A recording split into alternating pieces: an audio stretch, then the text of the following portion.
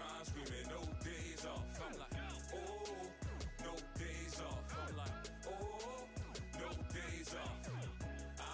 Hard work pays off. I've been on my grind, screaming no days off. Oh, no days off. I'm like, oh, no days off. Wake up in the morning on some let's get it. Relentless with the hustle, I'm the best with it. Creeping on the come up like a bone dog. Street runner, about to have the game sewn up.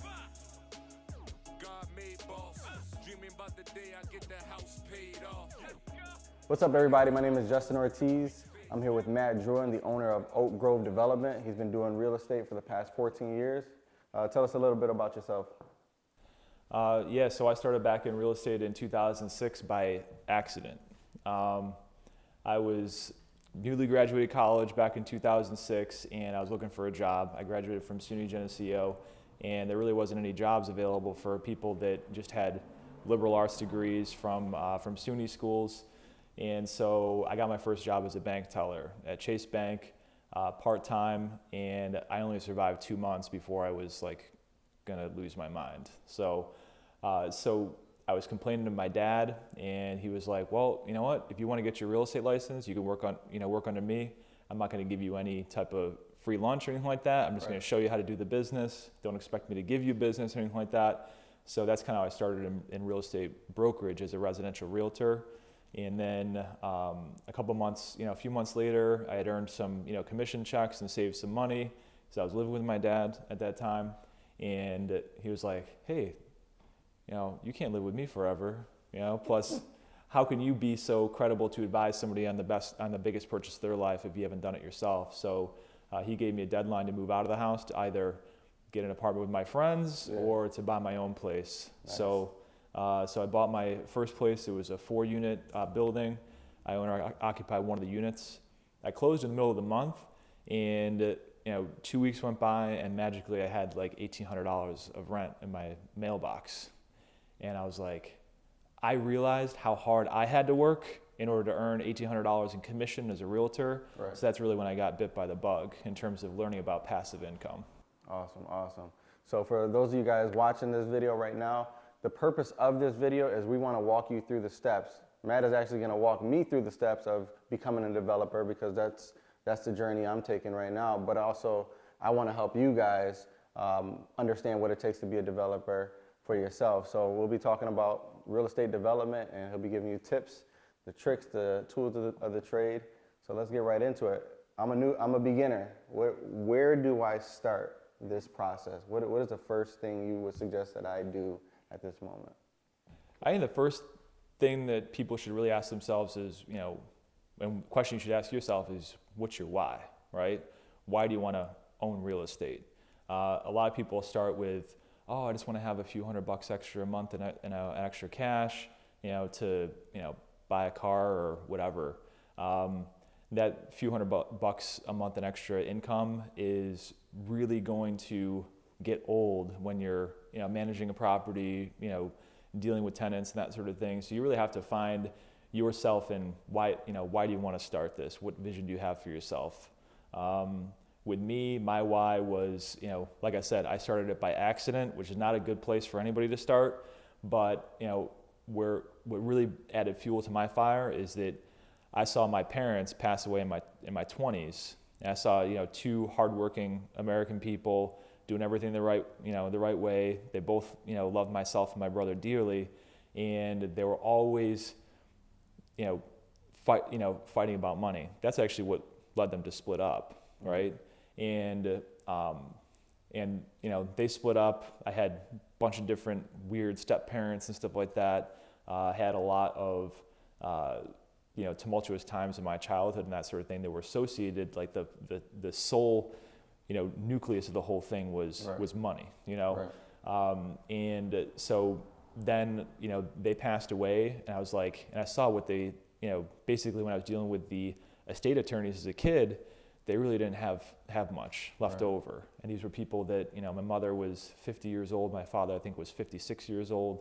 And I was like, how could this happen? Right. So I just decided that I'm not going to participate in this system. So that's kind of where my why started was, I want to become financially independent because I don't want to go through what my parents went through. Definitely. I definitely think that's part of my why. I want to be able to create some generational wealth within my family. I know that a lot of people, especially from my community, don't really have the opportunity or the know-how of how to get into the door of real estate.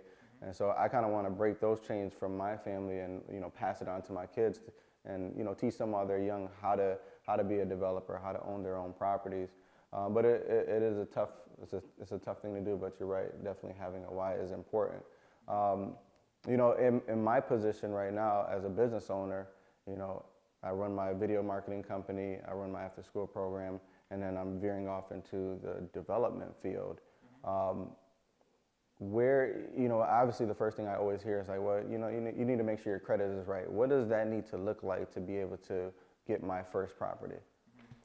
So as an owner-occupant, which is where most people start with their investment property, they'll buy like a 2-family or a 3-family, live in one of the units, rent out the other ones. That is a really great place to start because you can have a lower credit score than when you'd be buying a straight-up investment property. You can have a credit score of around 640. Is a good place to start talking to banks. One thing that people don't understand is that they look at their credit score and they'll be like, oh, I'll never be able to get there. If you talk to the right people and study the right program, and a lot of this information is out there for free, you can very quickly get your credit score up to where you need to be bankable. And that's kind of one of the things you want to first start on. Also, you want to look internally and being like, my dad used to tell me, if you can't manage $5, you can't manage $5 million. And that really hit home with me. And it's like, oh, okay, all right, well, and I used to be really, really bad with money. Anytime I had money in my pocket, it was burning a hole in it. So that's the one thing too, because essentially when you're buying a property, you're buying a business, right? And if you don't run that business right, then you're gonna have a short career in real estate, and that's my biggest thing in terms of advice with that. Gotcha. Income is another thing. So you want to have your credit situated, but when the banks are looking at my income, what are they looking for in regard? So how do they determine what they're willing to lend based on what I make? Mm-hmm. So the bank is going to look at you personally and also the collateral, which is the property you're going to be buying. So from an income standpoint, banks want to see full-time gainful employment. It's really difficult to be self-employed to get real estate financing. Me, myself, I was self-employed as a realtor. I had to go around to 10, 15, 20 different banks until I found one that was going to lend to me. And I got a subprime loan for my first property. I was paying 8.8% interest. It was an adjustable rate mortgage with like a top cap of like 16% interest. But I just was determined to do that because essentially I didn't want to get kicked out of my house and live in an apartment with my friends. So they'll also look at the income on the property too. So if your income is lower where you wouldn't be able to necessarily buy a single family house, a bank will say, all right, well, this other unit is paying $700, $800 a month in rent. They'll take that and offset some of the income requirements that you need to purchase that property. So that's another great reason to start in owner-occupying multifamily property. Gotcha. You mentioned a subprime loan. Not everybody would know what a subprime loan is. You want to just talk to me a little bit about what that is and what it means? Subprime loans were back in, started in they've always been around, but they really, really gained a lot of steam in the real estate bubble that we know that resulted in the financial crash of 2008.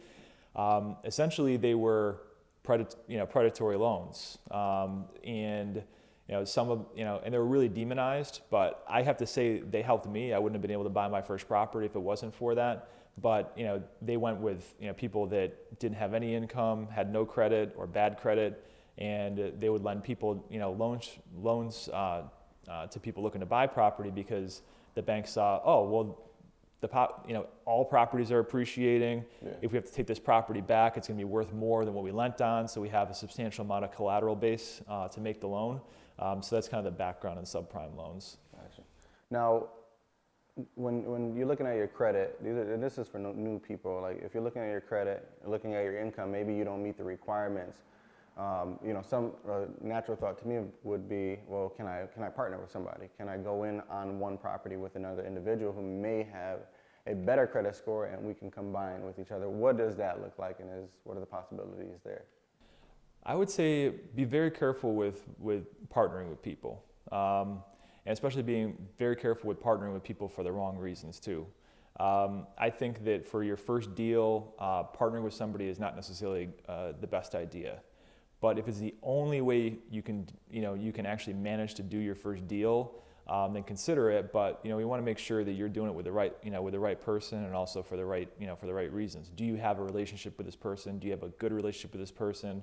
Or are you basically just using them, to ride on their coattails to purchase your first property? I've never seen that end up in a positive way. Gotcha. And there's tons of programs out there to really get your credit in decent shape in short order. That you can do it on your own, and also own 100% of the equity in the property too. So I'm looking to purchase a house. I'm actually looking to purchase my grandmother's house.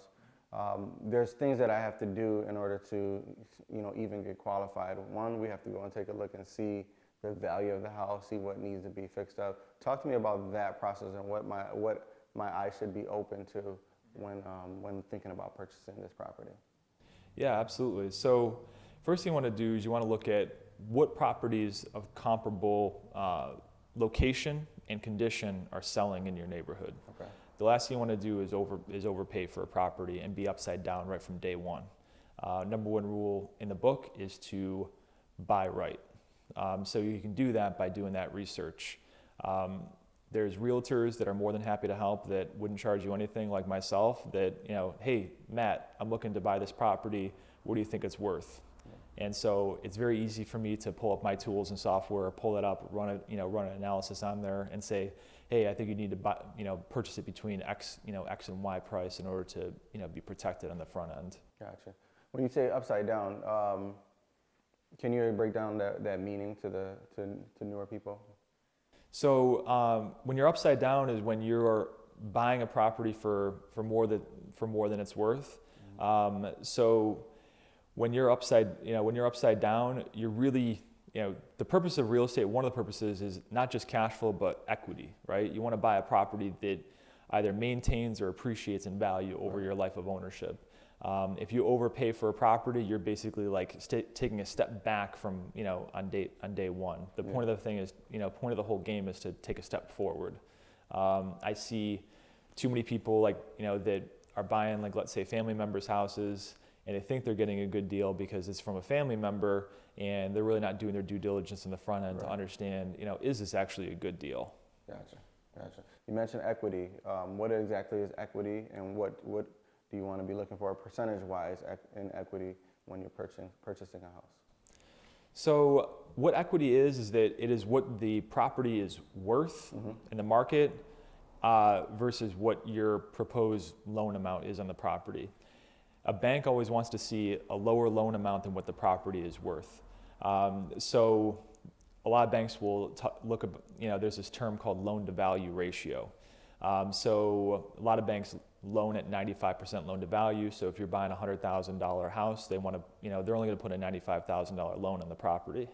The other trick to the whole thing is that if you're buying a $100,000 house for $50,000, the bank is going to still want you to have skin in the game, so they want you to put money down. Right. The way around that, I know a lot of investors. They started out with basically buying real estate with no money down. So if you can find a property that's worth less than what you can buy it less than what it's actually worth at a substantial discount, then you can use some certain strategies to purchase that property on short-term financing and be able to what's called refinance that property after you buy it. Right. So the bank will see, all right, this person owns the property, it's worth X, we're putting a loan on it for this amount. They have a substantial amount of equity in terms of protection to manage their risk. Right. So that's another angle too. Okay. So if the property value is $100,000, and let's say the mortgage or the loan that I took out would be $90,000. The $10,000 would be the equity within that specific property, right? Yes, that's correct. And then that determines what the down payment might be. What are banks looking for? If I'm going to purchase this property, I got to start thinking in my mind how much money I need to save up and how much money I need to have ready in order to take out that loan. How does the bank justify that? So the bank is going to want to see not only money down, but they're also going to see cash reserves too. So just because you have the amount of money to put down on the property plus the closing costs, there's always closing costs associated with buying property. Those go to attorney's fees, your county clerk's fees, your city fees, and stuff like that. Generally in terms of a number, there's a program called FHA where you can put 3.5% down on a property. Conventional loans require you to do 5% down. Okay. There are some loans out there through NACA, which is a nonprofit lender, stands for the Neighborhood Assistance Corporation of America. They require you to do 100% financing or no money down on a property. But those programs run by nonprofits, they're not necessarily efficient in operation. So a lot of people that I've referred to that program end up being like, I can't deal with this anymore. Right. So they end up going with the conventional route. But I always encourage people for their first deal, learn the habits associated with saving money, right? Building up your cash. Like I said, you're buying a business, you're a business too, right? So you basically have money coming in and money coming out, right? So you want to learn the habits of saving money and that sort of thing. So I think that it's always best that even though you can buy a property with no money down, you want to learn the habits associated with building your cash base. Definitely. Purchasing a property or just being in the development game it's a mindset first, because I know a lot of people they're going into it, but they're fearful, they're scared. They're like, man, I'm going to take on all these properties. Am I going to be able to handle it? That's natural, that's normal.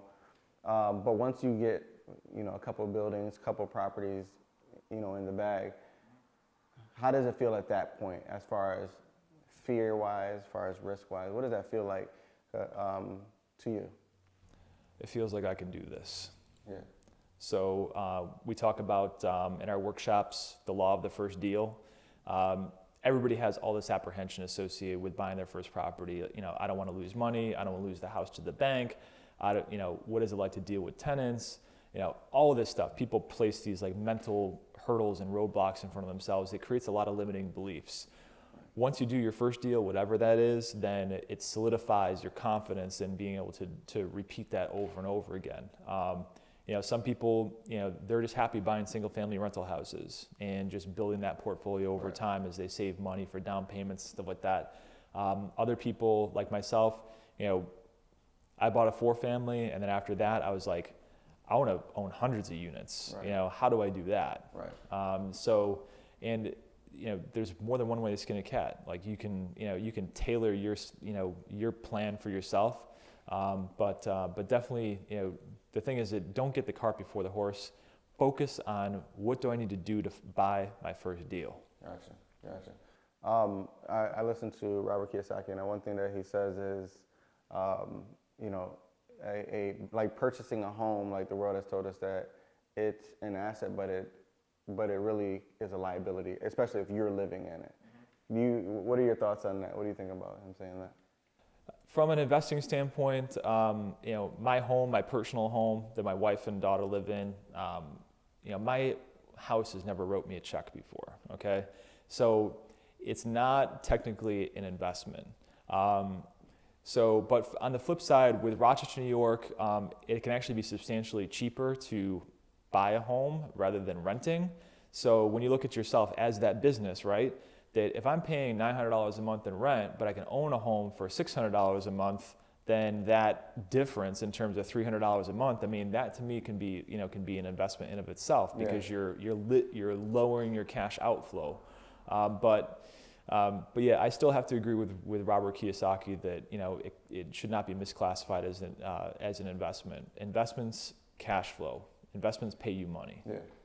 I hear a lot of people talk about like the game Monopoly, right? And even Robert Kiyosaki, he mentions the game Monopoly, that it is the same way. I wouldn't know because I'm not that far into the game, but from what I know of Monopoly, you're buying one property, then you can move up, and now you can buy a commercial space. Talk to me about your process and how you've gotten to that part of the game where you can possibly get to the hotel level. You know what I mean? Yeah, I'd love to own a hotel someday. So the process is, I call it the snowball, right? So one thing is that you can build your portfolio over time, and if you are reinvesting that cash flow back into your business, back into buying new properties, not taking that cash flow out for your own personal expenses, then that's like where you can like actually build an empire. Gotcha. That doesn't pay you $300 a month, but can pay you 10, 20, 30, 40, $100,000 a month. Yeah. And the only way that I've been able to actually create that is through being disciplined, not taking the cash flow out, not mortgaging my properties to the hilt, and also buying valuable real estate. One thing that my dad told me is that son, if you're going to get in business, make sure you provide a product or service that people want, not that people need. And that goes for housing as well. So, and what I mean by that is that a lot of people, they see like cheap property, the stuff that's like in the early on in the Monopoly little ring there. They see, oh man, I could buy this property for $40, right? Right. That's really not the right way to build a foundation for your real estate empire. What you want to do is you want to buy properties in locations people want to live, right? Because those people have disposable income. Right. Those people, in the properties that I own, they don't have problems paying rent. They don't have problems with rent increases or anything like that. And that's all due to the location and also the quality of the property too. You want to make sure that you got really well above average property for the neighborhoods you're investing in. So that's kind of my input on that. Excellent.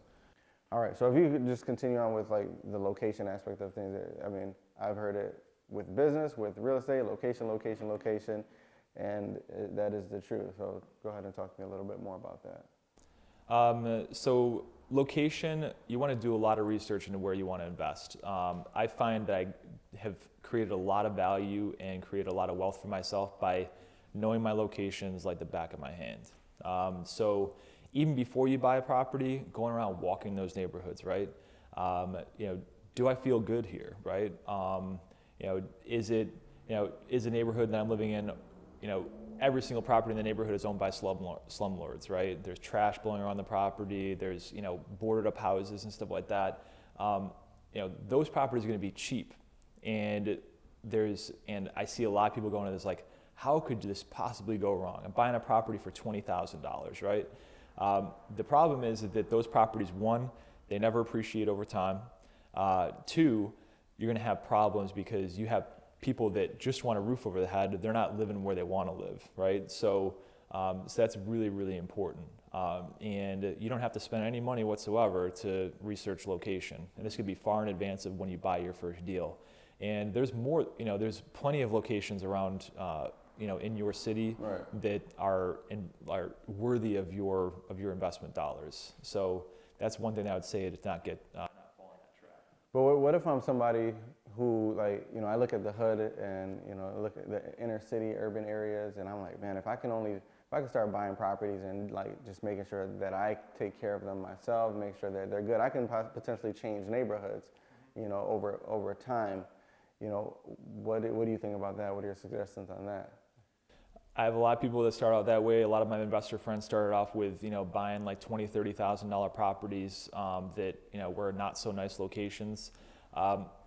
They look back at it, they're like, I'm glad I had that experience, but I would have done everything differently. There's that whole thing. I was like, all right, well, I'm gonna buy these junk properties, and then I'm gonna kind of graduate into, better properties and that sort of thing. One thing that from financial standpoint, in terms of collecting rent, is that's one risk. Okay. The other thing is that in terms of just when you're first starting out, you're going to be managing your properties yourself. You want it to be as passive as possible. The properties that I've bought that are in locations that I regretted buying in, they're always management intensive. I'm always getting phone calls about stuff and drama, right? And the problem is that wears you down over time. It kind of saps your mojo, and burns you out. So that's one thing that I'd say. And the thing is that, you know, there's neighborhoods, let's say in the city of Rochester, that, you know, they're good working class neighborhoods. You know, you got people that there's a lot of owner occupant houses in there. When you walk around, you see nicely maintained, you know, yards and that sort of thing. Yeah. You feel good about walking around in the neighborhood and that sort of thing. You know, it's close to employment centers and that sort of thing. So I think that, you know, there's definitely, you know, you may have to, you know, save a little bit more, but when we're talking about the difference between a down payment on a $20,000 house versus versus a $60,000, $70,000, $80,000 house, we're talking about a few grand here. We're not talking about substantial more money, especially if you're planning on owner occupying that property. So, so that's just my advice on location. So right now, I mean, you've acquired a bunch of properties. You're now moved on to the commercial space. When you started, did you ever like write out like, all right, one day I want to be able to own commercial space. I want to be able to own this, and kind of have like almost like a dream board for yourself? And if that's the case, why is that important? So a lot of people that are in my space, they write a lot of stuff down. They journal, they write out a plan and that sort of thing. To be honest with you, I don't have a plan right now. It's all up here. It's all in my vision, and I think about it every single day.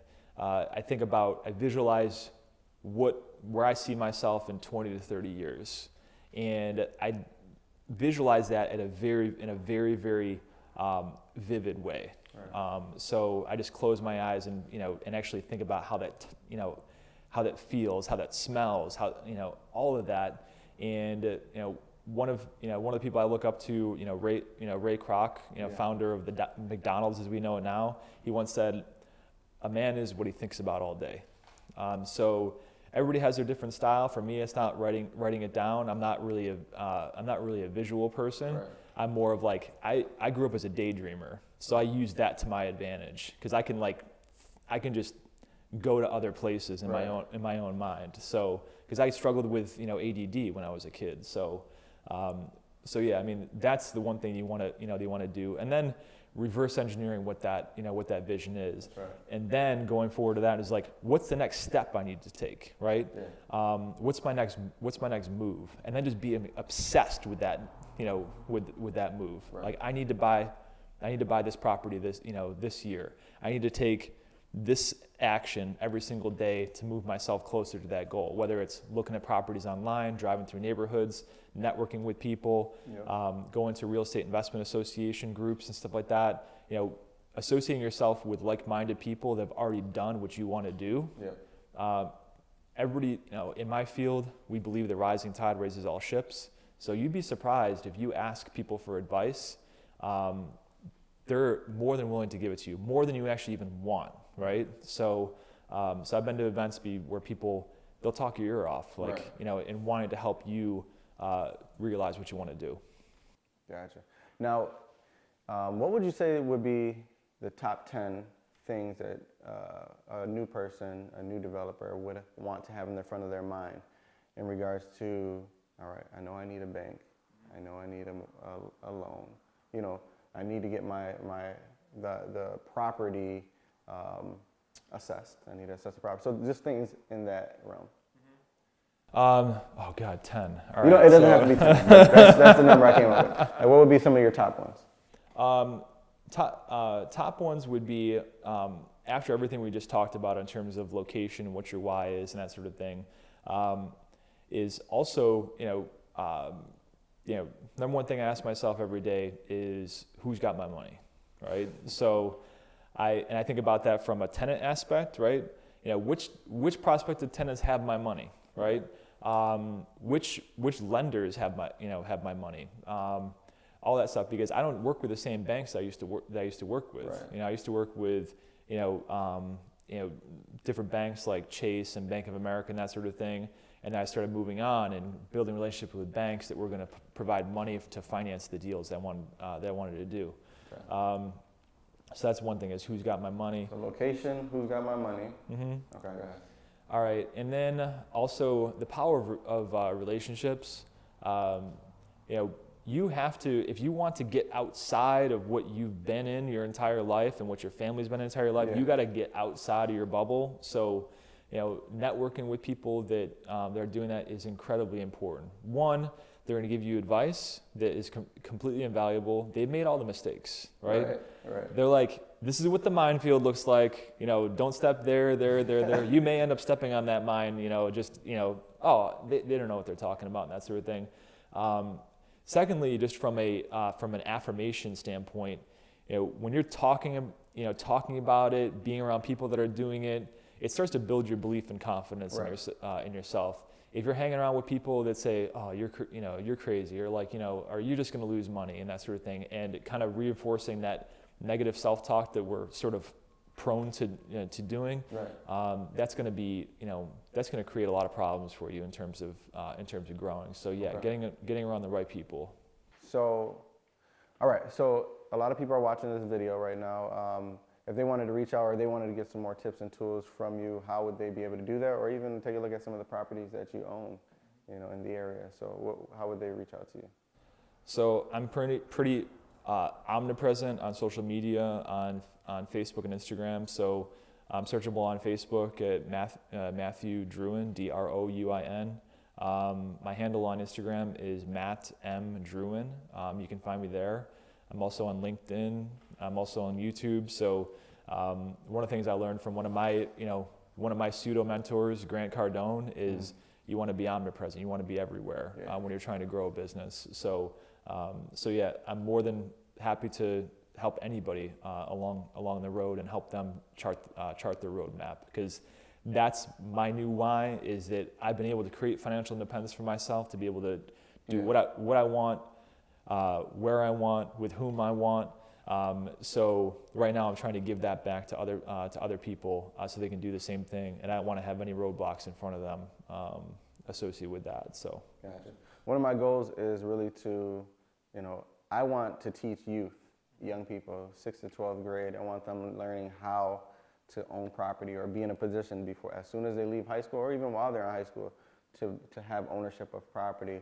So I know my thinking is like, well, I have to become a developer so that I can pass those tools along.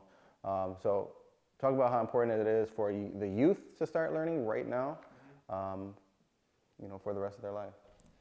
Yeah, so for the youth, that's incredibly important, is seeing, there's things that, people that are in my field know and take for granted that would blow kids' minds, right?